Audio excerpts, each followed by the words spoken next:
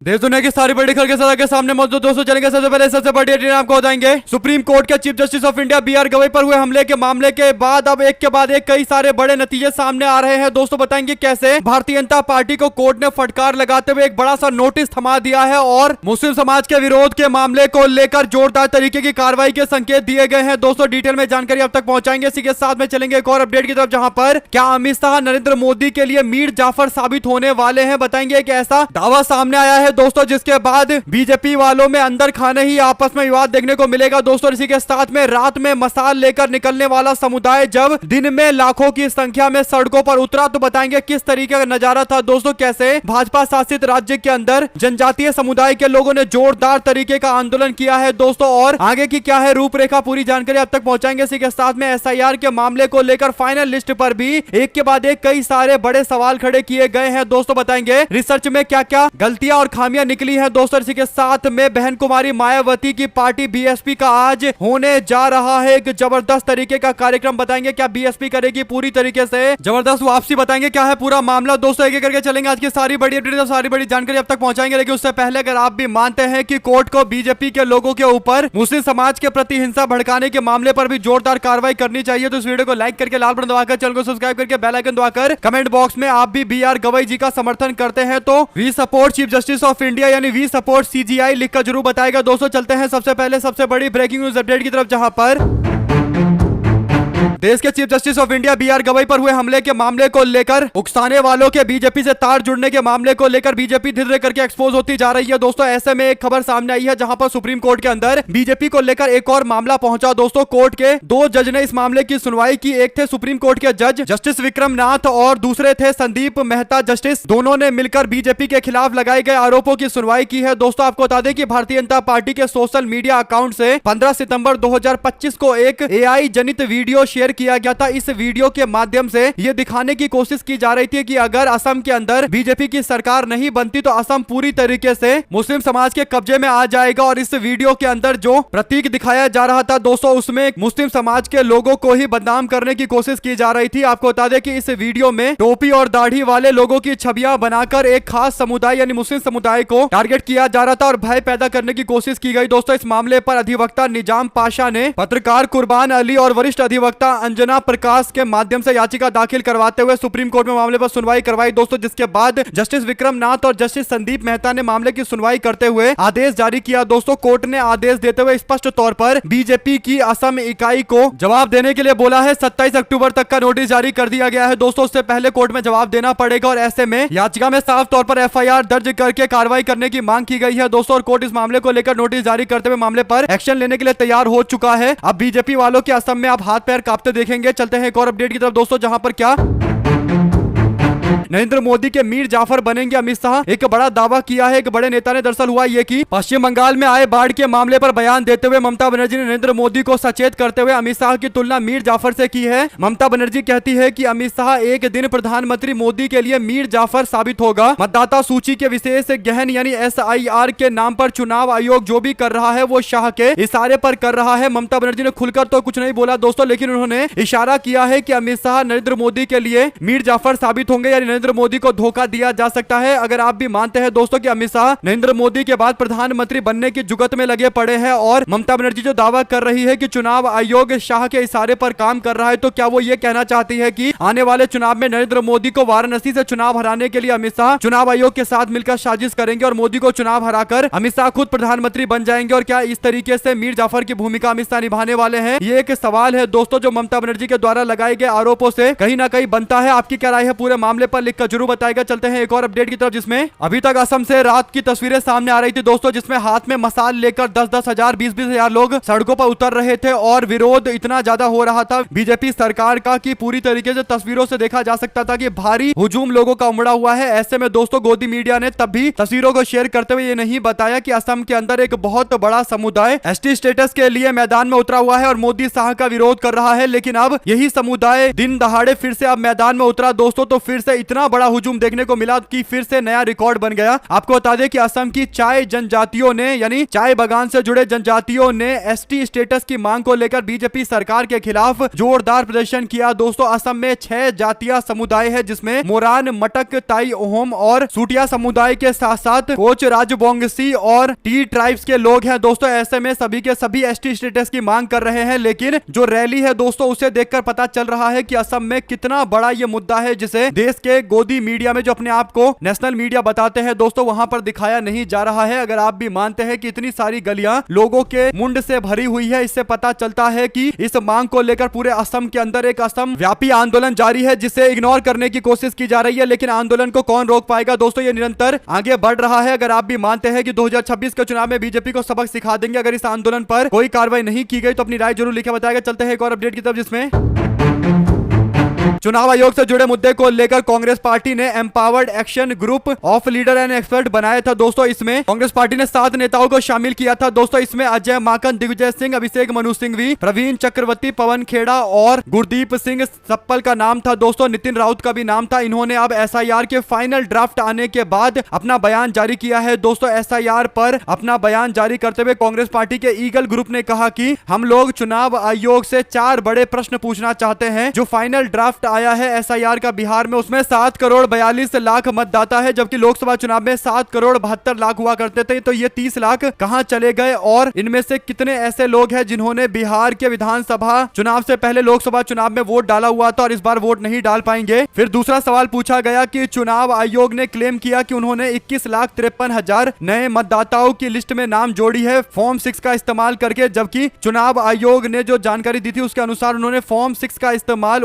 केवल 16,93,000 लोगों के लिए किया है। तो आगे ये जो लगभग 4,60,000 मतदाता है ये कहां से आए? चुनाव आयोग तो अलग दावा कर रहा था। तीसरा सवाल ये पूछा गया है कि लगभग 67,30,000 के आसपास मतदाताओं को एसआईआर करके बाहर किया गया है और ताजुब की बात यह है कि ये जो नाम काटे गए हैं ये 15 विधानसभाओं में काटे गए हैं, यानी 15 विधानसभा में लगभग 10% मतदाताओं के नाम काटे गए हैं। इसके बाद मांग की गई है कि चुनाव आयोग जो फाइनल लिस्ट दे रहा है उसे इस तरीके से क्यों उपलब्ध नहीं करवाया जाता कि जिसमें डिटेल लिखा हो कि कौन से बूथ से किन लोगों के नाम हटाए गए हैं, किस कैटेगरी के तहत नाम हटाए गए हैं। और चौथा बड़ा सवाल पूछा गया है कि एसआईआर में एनालिसिस करने के बाद फाइनल जो एसआईआर है उसमें भी 5 लाख ऐसे वोटर हैं जिनके नाम एक से ज्यादा जगह पर दर्ज है। तो कुल मिलाकर दोस्तों एसआईआर करने का क्या फायदा हुआ जब डुप्लीकेट वोटर हटाए ही नहीं गए? ऐसे और भी कई सारे सवाल पूछे गए और एक तो सबसे बड़ा सवाल यही है कि आखिर चुनाव आयोग मशीन से पढ़े जाने वाला पीडीएफ फाइल क्यों नहीं उपलब्ध करवा रहा, क्यों वो फोटो खींच कर अपलोड कर रहे हैं? 2 शब्द जरूर लिख के बताएगा इस मामले पर भी। चलते हैं एक और अपडेट की तरफ जिसमें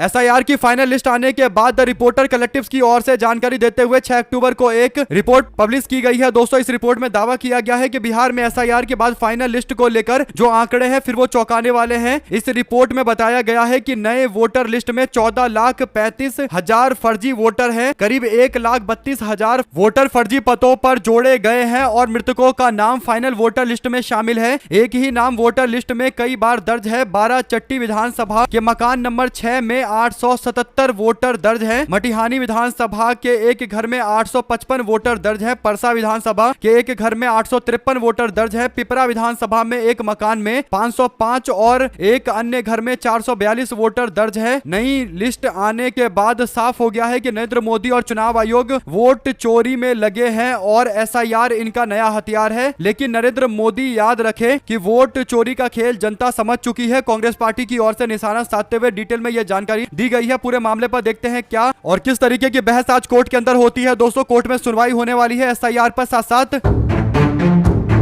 बड़े दिनों के बाद बहुजन समाज पार्टी जबरदस्त तरीके का शक्ति प्रदर्शन करने जा रही है। दोस्तों आपको बता दें कि बहुजन समाज पार्टी आज काशीराम जी के स्मारक स्थल पर जो मैदान है दोस्तों, जो लखनऊ का सबसे बड़ा मैदान है, वहां पर पार्टी का शक्ति प्रदर्शन करने जा रहे हैं। दोस्तों लखनऊ में काशीराम जी के पुण्यतिथि के मौके पर मेगा शक्ति प्रदर्शन का रास्ता अपनाया जा रहा है। बीएसपी पूरे कैडर को एकजुट करके 2027 के विधानसभा चुनाव को लेकर अभियान को नया मोड़ देने जा रही है। बीएसपी का वोट शेयर 2017 के चुनाव में 22% था, 2022 में 13% 30% पर गिर गया दोस्तों। इसके बाद लोकसभा चुनाव में स्थिति और कमजोर हो गई, इसीलिए पार्टी अपनी वापसी करने के लिए आज कांशीराम जी के पुण्यतिथि के मौके पर उनके स्मारक मैदान से शक्ति प्रदर्शन करने जा रही है दोस्तों। इस पूरे मामले पर प्रतिद्वंदी पार्टियों की नजर है, जिसमें बीजेपी, कांग्रेस पार्टी और समाजवादी पार्टी देख रहे हैं कि किस तरीके का शक्ति प्रदर्शन होता है। इसी से पता चलेगा कि क्या बहुजन समाज पार्टी 2027 के चुनाव में फिर से बाउंस बैक कर रही है या फिर पार्टी कमजोर ही रहेगी दोस्तों। कुल मिलाकर बहुजन समाज पार्टी अपनी स्थिति को मजबूत करने के लिए तमाम तरीके के संगठन के विस्तार कर चुकी है दोस्तों। बहन कुमारी मायावती आज मंच पर मौजूद रहेंगी, देखते हैं बहन जी के द्वारा क्या कुछ बोला जाता है दोस्तों। क्या वो कोई बड़ा इंडिकेशन देंगी एक बड़े बहुजन आंदोलन का? जो भी जानकारी इससे जुड़ी आती रहेगी आप लगातार पहुंचाते रहेंगे। चलते हैं एक और अपडेट की तरफ, जिसमें एनडीए में सीट बंटवारे को लेकर लगातार रस्साकसी चल रही है दोस्तों। ऐसे में एनडीए गठबंधन के मजबूत स्तंभों में से एक कहे जाने वाले चिराग पासवान की पार्टी ने अब एक इमरजेंसी बैठक आज पटना में बुलाई है दोस्तों। पार्टी की ओर से पहले अपना चुनाव प्रभारी बनाया गया अरुण भारती को इसके बाद आज उनके नेतृत्व में 10 बजे के आसपास बैठक होने वाली है दोस्तों। इस बैठक में क्या भारतीय जनता पार्टी के साथ गठबंधन तोड़ने की घोषणा की जाएगी, ये एक सबसे बड़ा चर्चा का विषय बना हुआ है दोस्तों, क्योंकि चिराग पासवान की पार्टी के नेता खुलकर बोल रहे हैं कि वो कम सीटों पर इस बार समझौता नहीं करेंगे और बीजेपी जानती है कि उसको अगर राष्ट्रीय जनता दल और कांग्रेस पार्टी के सामने मुकाबला करना है तो जेडीयू को साथ में रखना पड़ेगा, और अगर जेडीयू को बीजेपी साथ में रखेगी तो जेडीयू करती है चिराग पासवान का विरोध, क्योंकि जेडीयू और चिराग पासवान के वोट लगभग सेम है, खासकर अति पिछड़ा समाज के वोट, और इसीलिए चिराग पासवान को अलग थलग करने की कोशिश जनता दल यूनाइटेड भी कर रही है दोस्तों। यही बड़ा कारण है कि भारतीय जनता पार्टी पर जेडीयू का दबाव है वो चिराग पासवान पर ज्यादा कुछ बोले ना। चिराग पासवान अगर अलग जाना चाहते हैं तो उनको जाने दिया जाना चाहिए। ऐसे में दोस्तों चिराग पासवान की पार्टी एलजेपीआर एक इमरजेंसी बैठक कर रही है। क्या इस इमरजेंसी बैठक से गठबंधन टूटने वाला मामला सामने आएगा, ये एक बड़ा सवाल है दोस्तों। जो भी जानकारी इससे जुड़ी आती रहेगी आप लगातार पहुंचाएंगे। चलते हैं एक और अपडेट की तरफ, जिसमें 2 दिवसीय दौरे के लिए नरेंद्र मोदी बुधवार को यानी बीते दिन नवी मुंबई अंतरराष्ट्रीय हवाई अड्डे के पहले चरण का उद्घाटन करने के लिए पहुंचे दोस्तों। मुंबई में भूमिगत मेट्रो लाइन का उद्घाटन करने के लिए पहुंचे थे। इस दौरान नरेंद्र मोदी ने 4 साल के बाद हो रहे बीएमसी के चुनाव को लेकर मुंबई में राजभवन के अंदर बीजेपी के विधायकों, सांसदों, मंत्रियों के साथ में अहम बैठक की है दोस्तों। बताया जा रहा है कि बैठक में देवेंद्र फडणवीस, भारतीय जनता पार्टी मुंबई के अध्यक्ष अमित साटम और मुंबई में बीजेपी के विधायक, सांसद और मंत्री मौजूद थे। बैठक में प्रधानमंत्री नरेंद्र मोदी सभी लोगों को, सांसदों को, विधायकों को बीएमसी के चुनाव में शिवसेना और राज ठाकरे की पार्टी एमएनएस के गठबंधन को लेकर गुरु मंत्र देंगे कि कैसे इनका मुकाबला किया जा सकता है। हालांकि दोस्तों प्रधानमंत्री मोदी अब बीएमसी जैसे महानगर पालिका के चुनाव को लेकर भी पार्टी के लोगों के साथ में स्ट्रेटेजी बता रहे हैं, स्ट्रेटेजी डिस्कस कर रहे हैं, यानी रणनीति बना रहे। तो आप लोग समझ सकते हैं दोस्तों कि नरेंद्र मोदी जो एक लोकल स्तर का चुनाव होता है उसको लेकर भी बैठ के करने लगे हैं। इससे पता चलता है कि भाजपा के लोग पूरे देश पर कब्जा करने की मानसिकता रखते हैं, लेकिन नरेंद्र मोदी प्रधानमंत्री के पोस्ट की गरिमा को कम कर रहे हैं दोस्तों। यानी सरकारी कार्यक्रम में गए थे लेकिन बाद में भाजपा के नेता बनकर वहां पर बता रहे हैं कि हमें पार्षद कैसे जितवाने हैं, बीएमसी का इलेक्शन कैसे लड़ना है। आप लोग इस पूरे मामले पर क्या कहना चाहते हैं, 2 शब्द जरूर लिखकर बताइएगा दोस्तों। चलते हैं इसी के साथ में एक और अपडेट की तरफ, जहां पर देश के chief justice of India B R Gavai को लेकर जिस तरीके की हरकत एक वकील के द्वारा की गई दोस्तों, और उस वकील के बातों में, उसके भाषण में जो शब्द निकलकर सामने आ रहे थे, वैसे यूट्यूब पर कई सारे तथाकथित हिंदुत्ववादी चेहरे बैठे हुए हैं दोस्तों, जो लोगों को उकसाते रहते हैं इस तरीके का अटैक करने के लिए, इस तरीके की मानसिकता फैलाने के लिए। इसी पूरे मामले पर, इसी प्रकरण पर, जस्टिस बीआर गवई पर जूता फेंकने की कोशिश के मामले पर सोशल मीडिया पर उनके खिलाफ अभद्र टिप्पणी करने और वीडियो शेयर करने वालों के खिलाफ पंजाब पुलिस बड़ी कार्रवाई करने जा रही है दोस्तों। पंजाब पुलिस ने 50 से ज्यादा लोगों के ऊपर, यानी इस तरीके की घृणित मानसिकता वाले लोगों के खिलाफ एक्शन लिया है, जो chief justice of India B R Gavai को लेकर उनके खिलाफ माहौल बना रहे थे दोस्तों। इसमें बड़े यूट्यूबर भी शामिल है। आम आदमी पार्टी की सरकार ने कार्रवाई करना शुरू कर दिया है और कुछ रिपोर्ट में दावा किया गया है कि इन घृणा फैलाने वाले लोगों के खिलाफ कार्रवाई SC/ST एक्ट के तहत किया जाएगा, यानी और कठोर प्रावधान के तहत इन लोगों को पंजाब पुलिस कानून के घेरे में लेगी। दोस्तों आप लोग क्या समझते हैं इस पूरे मामले में, अपनी राय जरूर लिखकर बताइएगा। चलते हैं एक और अपडेट की तरफ, जिसमें एनडीए गठबंधन के साथी पार्टी के नेता यानी जीतन राम मांझी जो केंद्र में मंत्री भी है दोस्तों, उनको 15 सीटें चाहिए और 15 सीटों के लिए उन्होंने हमारे देश के राष्ट्र कवि रामधारी सिंह दिनकर की कविता को तोड़ मरोड़ कर पेश करते हुए बीजेपी से पांडव और कौरव वाले पूरे प्रकरण के तौर पर 15 गांव मांग लिया दोस्तों। जीतन राम मांझी कहते हैं कि दो न्याय अगर तो आधा दो, यदि उसमें भी कोई बाधा हो तो दे दो, केवल 15 ग्राम रखो अपनी धरती तमाम हम वही खुशी से खाएंगे, परिजन पर 80 ना उठाएंगे। तो इस पर सुप्रिया श्रीनेट ने जवाब देते हुए कहा कि उसके बाद की लाइन तो बोलिए मांझी जी। उसके बाद की लाइन है कि दुर्योधन वह भी दे ना सका, आशीष समाज की ले ना सका, उल्टे हरि को बांधने चला, जो था असाध्य साधने चला, जब नाश एनडीए पर आता है पहले विवेक मर जाता है। मांझी जी तो खुद ही एनडीए को कौरवों की सेना बता रहे हैं, मोदी जी और नीतीश जी को दुर्योधन बता रहे हैं। दलित नेता के साथ इस तरीके का अन्याय एनडीए में हमेशा होता आया है। जीतनराम मांझी का समर्थन करते हुए कांग्रेस पार्टी की नेत्री सुप्रिया सिनेट ने उनको उन्हीं की कविता में जवाब भी दिया है दोस्तों, और एनडीए गठबंधन वालों को आईना भी दिखाने की कोशिश की है। इसी के साथ में आम आदमी पार्टी के गोवा के कार्यकारी अध्यक्ष राजेश कालनगुटकरे ने पार्टी से इस्तीफा दे दिया है दोस्तों। राजेश कालनगुटकरे ने कहा कि केजरीवाल बीजेपी को फायदा पहुंचाने वाले बयान दे रहे हैं। यानी दोस्तों केजरीवाल को लग रहा था कि वो गोवा के अंदर कांग्रेस पार्टी के खिलाफ एक माहौल बना लेंगे, लेकिन गोवा में जिस तरीके से गोवा फॉरवर्ड पार्टी के नेता सरदेसाई कांग्रेस पार्टी के साथ आकर खड़े हुए हैं दोस्तों, और अब आम आदमी पार्टी के गोवा के कार्यकारी अध्यक्ष राजेश कालनगुटकरे पार्टी से बदला लेकर इस्तीफा देकर अलग हो रहे हैं। इससे पता चल रहा है कि कहीं ना कहीं कांग्रेस पार्टी ही गोवा के अंदर मुख्य विपक्षी दल बनी रहेगी दोस्तों। आम आदमी पार्टी तमाम तरीके के प्रयास जरूर कर रही है, लेकिन गोवा के अंदर लोगों को विश्वास अभी कांग्रेस पार्टी में ही है। सबको पता है कि विचारधारा की लड़ाई है, अगर विचारधारा उस लेवल की नहीं हुई जिससे बीजेपी को हराया जा सके तो फिर तो नेता कभी भी टूटकर बीजेपी में चले जाएंगे। और आप लोग जानते हैं कि गोवा में पैसे का खेल कितने स्तर पर चलता है दोस्तों। साथ साथ एनडीए में सीट बंटवारे को लेकर बातचीत एक बार फिर से अटक चुकी है। चिराग पासवान बीजेपी के नेताओं से मुलाकात नहीं करेंगे दोस्तों, इसके लिए उन्होंने खगड़िया से पटना लौटने के बाद ऐलान कर दिया और उन्होंने अपनी पार्टी के अंदर अरुण भारती को चुनाव का प्रभारी बना दिया दोस्तों। यानी भाजपा के जो बड़े नेता आएंगे धर्मेंद्र प्रधान और उनके साथ में विनोद तावड़े, उनसे बात करेंगे। अब सीधा चिराग पासवान के जीजा अरुण भारती और चिराग पासवान पूरे मामले पर जमकर कन्नी काट रहे हैं दोस्तों। सबको पता है कि चिराग पासवान को बीजेपी सीटें दिलवाएगी एनडीए गठबंधन में, और जनता दल यूनाइटेड कोशिश कर रही है कि चिराग कम सीटों पर चुनाव लड़े। ऐसे में दोस्तों नीतीश कुमार के कोटे से जीतनराम मांझी को टिकटें मिलेंगी और चिराग पासवान को बीजेपी के कोटे से मिलेगी, तो भारतीय जनता पार्टी से जितनी सीटें चिराग डिमांड करेंगे उतनी कम सीटों पर भाजपा को लड़ना पड़ेगा, क्योंकि जेडीयू और बीजेपी के बीच में लगभग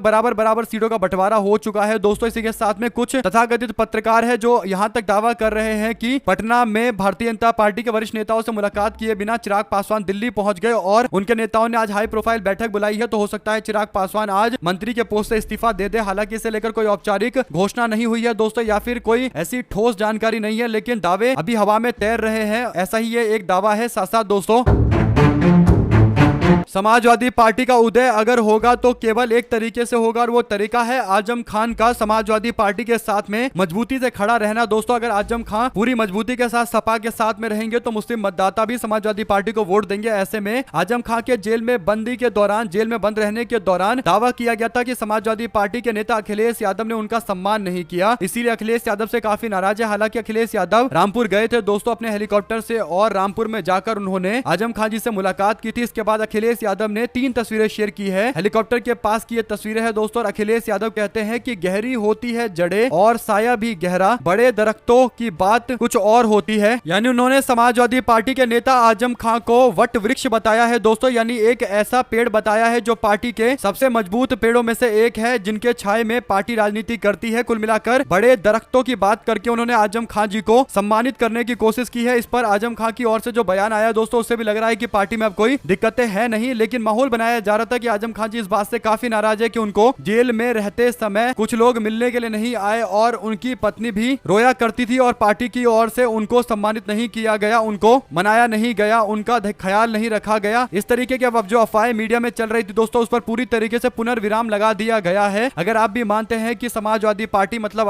आजम खान होता है और आजम खान का मतलब समाजवादी पार्टी होता है, इसमें कोई अंतर ही नहीं है, लेकिन जबरदस्ती का गोदी मीडिया के द्वारा माहौल बनाया जाता है कि आजम खान जी समाजवादी पार्टी से नाराज है। अपनी राय जरूर लिखा बताएगा दोस्तों। चलते हैं एक और अपडेट की तरफ, जिसमें एक प्राइवेट एजेंसी CSDS लोक नीति की ओर से सर्वे कराया गया दोस्तों। इस सर्वे में जो उन्होंने लोगों से पूछा, खासकर महिलाओं से पूछा, तो कांग्रेस पार्टी की 5 योजना पूरी तरीके से धरातल पर सफलता से लोगों के बीच में लागू कर दी गई है दोस्तों। CSDS लोक नीति ने गृह लक्ष्मी योजना को लेकर जब महिलाओं से सवाल पूछा तो उनको 78% महिलाओं ने कहा कि हालत बेहतर हुआ है इस योजना के कारण। 94% ने पैसा परिवार के खाने पर खर्च किया, यानी परिवार के के लोगों को एक अच्छा खाना दिया गया। इन पैसों का इस्तेमाल करके 89% महिलाओं ने कहा कि उन्होंने इलाज पर पैसा खर्च किया। 52% बच्चों की पढ़ाई पर इस्तेमाल किया गया। शक्ति योजना को लेकर 96% महिलाओं ने कहा कि उनको फ्री बस के कारण पढ़ाई और काम में काफी ज्यादा आसानी हुई है। 46% हर हफ्ते 250 रुपए बस में यात्रा करके बचा लेते हैं, क्योंकि फ्री बस यात्रा गृह लक्ष्मी योजना के तहत कांग्रेस पार्टी कर्नाटका में दे रही है। और इस सर्वे के हवाले से जो कई और जानकारियां मिली है दोस्तों, वो कहीं ना कहीं बिहार के लोगों के लिए भी एक मैसेज है कि कांग्रेस पार्टी ने कर्नाटका में वादा किया था, उस वादे को धरातल पर उतारा है। और इसीलिए बिहार के लोगों के मन में जो थोड़ी बहुत शंका भी होगी दोस्तों इस तरीके के मामले से, कहीं ना कहीं वो दूर भी हो जाएगी। आप लोग क्या कहना चाहते हैं लिखिएगा जरूर। चलते हैं एक और अपडेट की तरफ दोस्तों, जहां पर तेलंगाना में कांग्रेस पार्टी का एक सबसे बड़ा दुख यह है कि पार्टी को ग्रेटर हैदराबाद म्युनिसिपैलिटी कॉर्पोरेशन के इर्द गिर्द की जो सीटें हैं वहां पर एक भी सीट नहीं मिली थी दोस्तों। 0 सीट है जीएचएमसी में, और इसीलिए पार्टी ने इस बार जुबली हिल्स सीट पर नवीन यादव को मैदान में उतारा है, जो पार्टी को हैदराबाद में पहली बार एक विधानसभा की सीट दिलवा सकते हैं। क्योंकि कांग्रेस पार्टी को मजबूत होना है आने वाले दिनों में, तो जीएचएमसी में भी अपनी स्थिति उपस्थित दर्ज करवानी पड़ेगी। साथ साथ दोस्तों